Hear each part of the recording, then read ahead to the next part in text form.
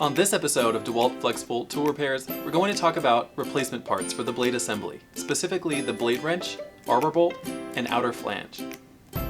Released in 2016 alongside their new Flexvolt battery system, DeWalt's cordless worm drive saw change the way we look at cordless power tools. Averaging over 300 cuts on a single charge, and capable of outpowering even corded circular saws, the DCS577 will become your go-to saw on any job site. Contractor-grade equipment like this is designed to take a beating, going from job to job, day after day, blade after blade. It's inevitable that at some point, parts are going to get lost or damaged. There are 3 parts we frequently see get lost or damaged on these, and they're all part of the blade assembly. First, of course, is the removable onboard blade wrench.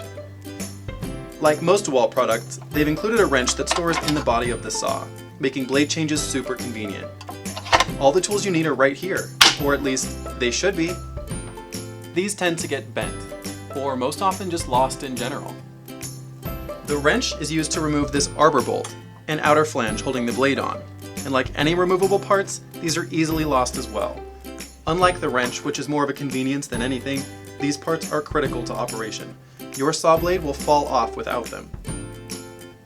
All of these parts are available on our website at mmToolParts.com. A leader in tool repair for over 80 years, trust us to help you keep your tools running like new.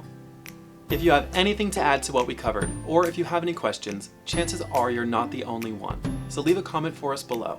And don't forget to like us, share us, and subscribe to our YouTube channel, where we have hundreds of how-to videos just like this one. Good luck with your repair!